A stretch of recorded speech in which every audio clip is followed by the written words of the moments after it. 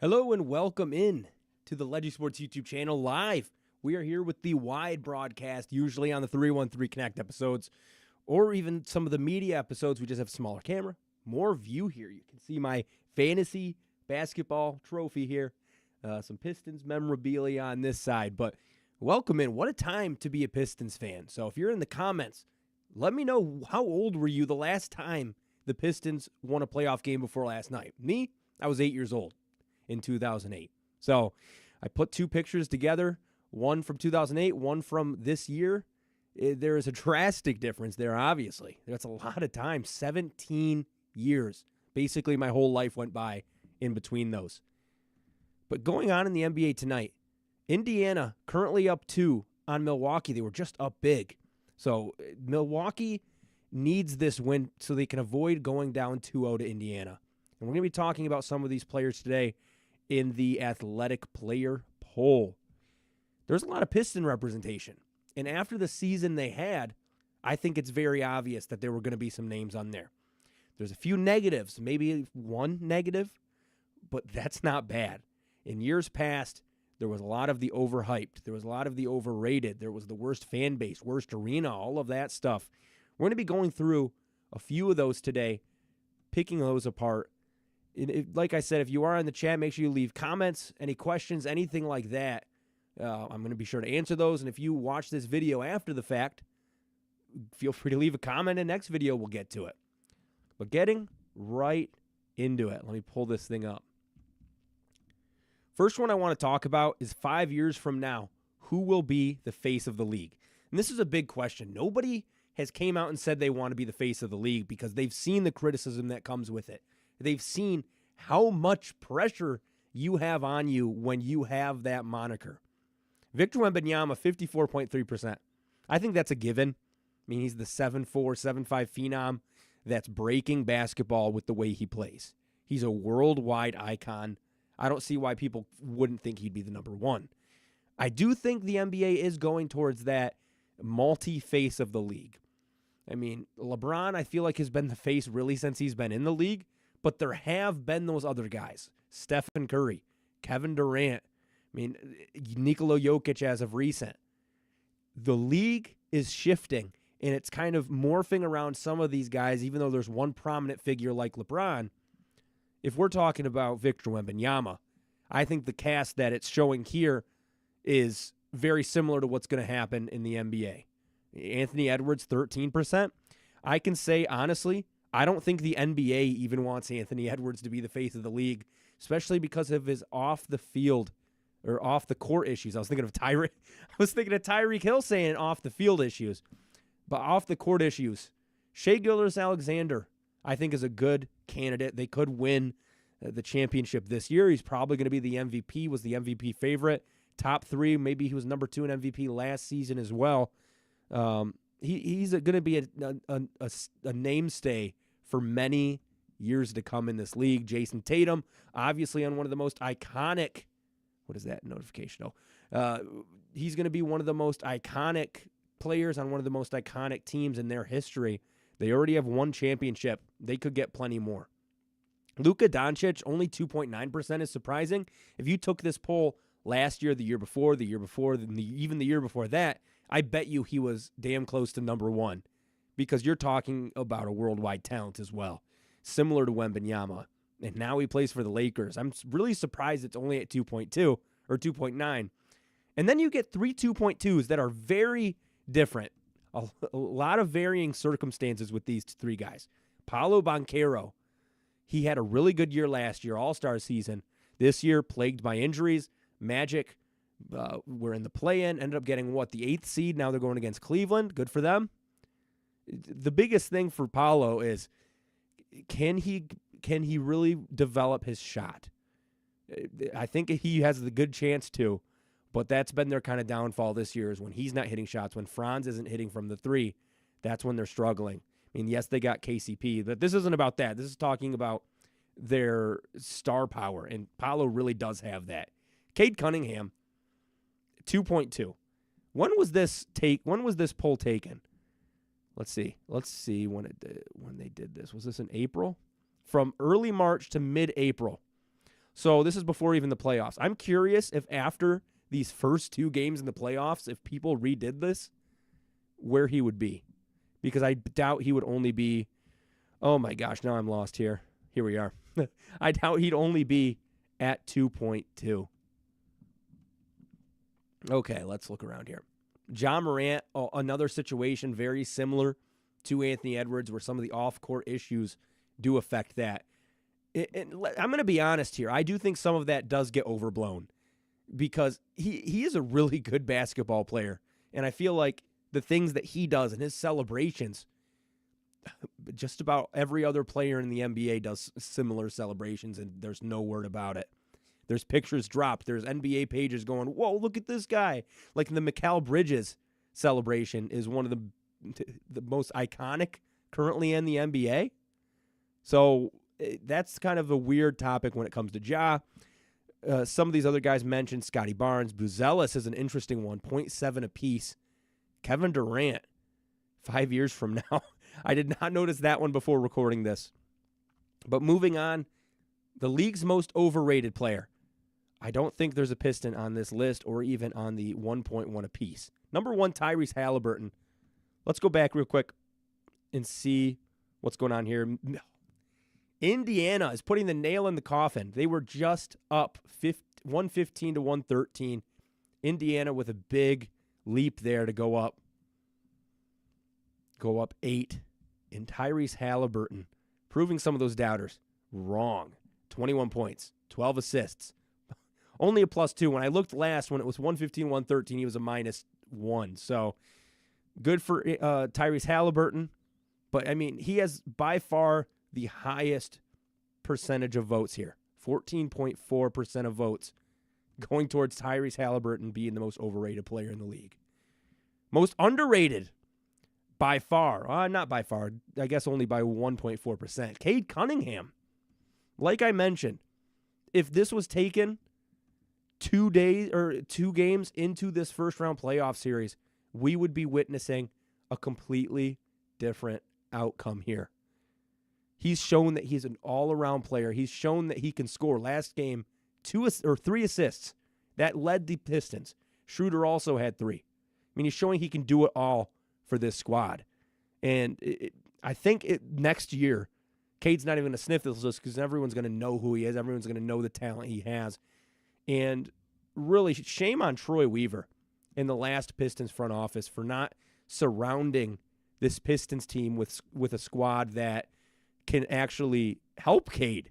I mean, really, he was screwed over that entire time, and he wasn't able to show off what he really could do.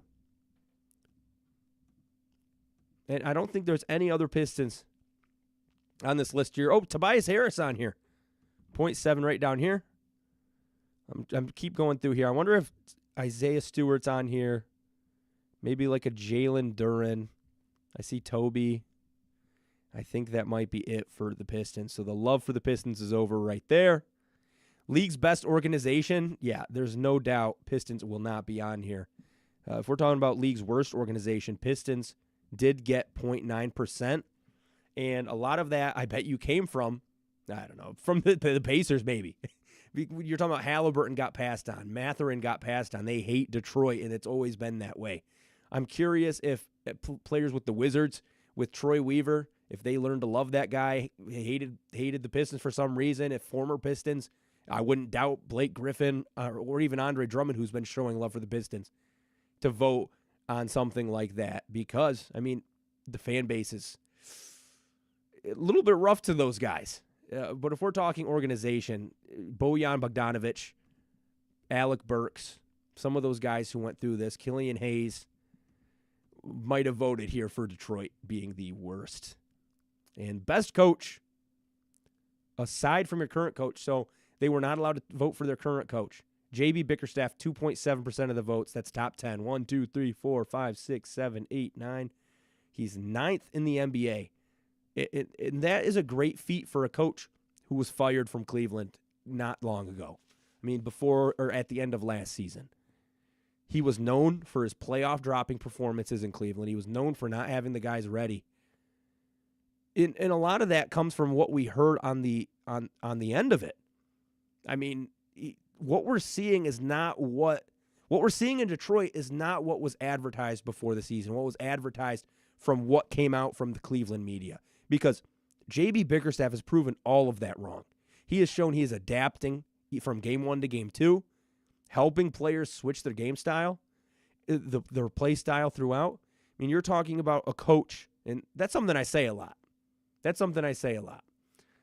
Especially when we're talking about J.B. Bickerstaff, is Tobias Harris, Tim Hardaway Jr., Malik Beasley are not known for their defense before this year.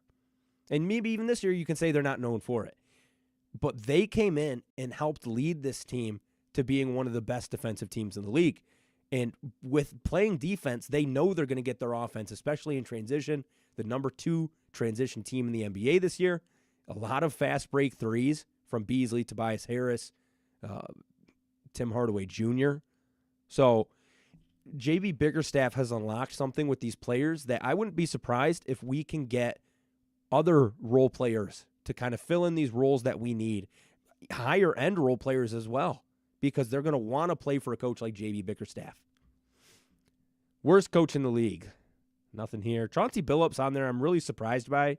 That has to be by some sort of Portland player who played there for a little bit, then left before they started to look a little bit better.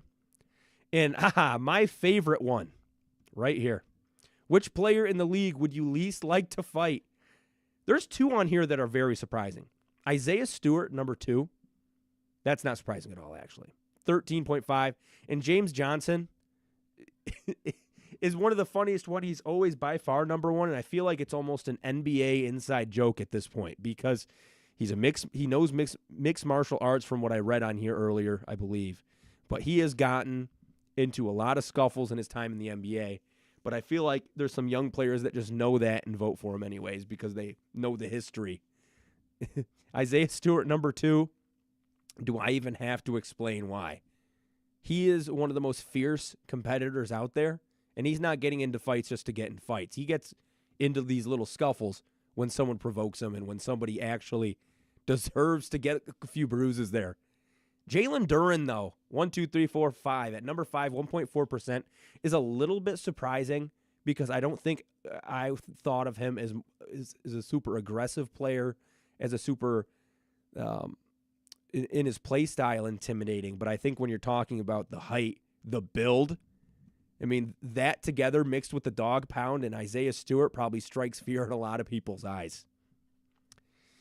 Is the three-point revolution, in this three-point revolution age, are analytics good or bad for the game, and why? This one was pretty surprising to me. I feel like, especially with a lot of these basketball players that have escaped from using mid-range, have been more systematically playing at the three-point line and then inside and kind of eliminating that middle game. Is that more on the coaching? Or is that more on the players and their skill sets and what they want to do? Because if most players are saying that analytics are bad, there's probably a lot of players who are pissed that they can't whip out the mid-range that they know that they have in their arsenal. That's just a point that I've thought of. This is the one that was really confusing to me. Do you like Adam Silver's idea of changing to 10-minute quarters? What would be the point? It feels like Adam Silver is trying to do so many things to bring back numbers when he's doing the wrong things. What the fans want is more competition. They want to see more basketball. They want to see more elite basketball. They don't want to see less watered-down basketball. And that's kind of what I've gathered from Adam Silver's solutions over the years. And I don't know what it is, and I don't know what we need to change and what the NBA needs to do to kind of fix the issues they're currently having. But I can tell you with a straight face that 10-minute quarters are not the answer. With the league allowing more physicality on the defensive end in the last 2 seasons, is there enough balance in today's game, or is it slanted towards offense? Well, watch Jalen Brunson, and it's very obvious that it is still too slanted towards offense. 55.6 players voted for that one. Some 35 said it's balanced. Let's see. The regular season is too slanted towards offense, and the playoffs are too slanted towards defense. 0.7 people are weak. That is an awful answer there.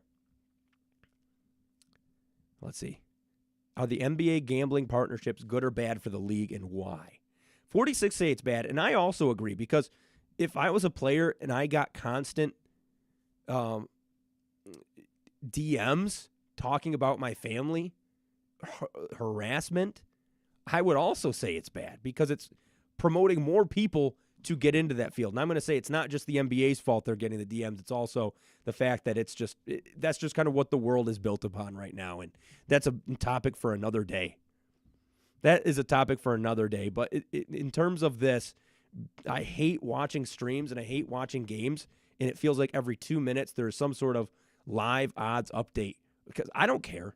I just want to watch the game. And it feels like they're taking away from what the game is. Would you be in favor of shortening the regular season if it meant your salary would be smaller? 85% no. Yeah, there'd be some sort of lockout. There'd be some sort of player strike if they dropped the games, because then, yes, that means less salary. And at the end of the day, I think the star players would still get higher salary, but the role players, they're not playing as much. If the star players are playing more in less games, that means there's not opportunity for some of these role players to play when there are rest days for these stars. So they're not even going to potentially get contracts. So that's a big argument with that one. Overall, today I just kind of wanted to look through and see. I just wanted to look through and see exactly what we're talking about when it comes to the player's mindset on the NBA. Because I think at the end of I think the biggest thing is, as fans, it's really easy to look at what the analysts say. It's really easy to look at what we say. I mean, we are all on YouTube fans for the most part, and we all have opinions about the game. But do we really ever get anonymous player opinions? Because when they're on the podium, they're speaking for the most part through a PR lens. They're not going to be too risky with what they say. In that poll, year to year, they're just letting things go. And digging deeper into that article, you hear viewpoints that you just wouldn't really think of because you're not a part of it, if that makes sense. So I really enjoy the idea of the poll, because it gives us a little bit more of an idea of how the players kind of feel about some of these situations. And there are some surprises in there too. I would have never thought the NBA players were more against the analytics and the rise of analytics in the league. But yeah, that's where we're going to call it today. 20 minutes in.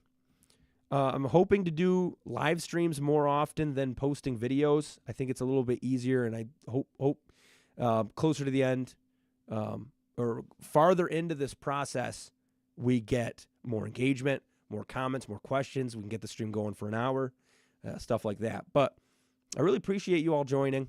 I appreciate you joining today. If you are in here, there are 3 viewers in here right now. Appreciate all of you. And if you are listening after the fact, I appreciate you as well. It's always a struggle for me to do these solo videos and solo lives by myself, because I can't just, I didn't like what I said there, let's cut that, edit it out. But it's a lot easier for me when I'm with the 313 Connect crew, with Sean Murphy, Brennan Sims, because it's so easy to bounce off of, and I'm not rambling for 20 straight minutes. And yeah, so we are going to be cutting the stream here. I hope you all had a good time. Hope you join me for more Detroit Pistons content. And hopefully after the next game, the Pistons are up 2-1. Talk to you later.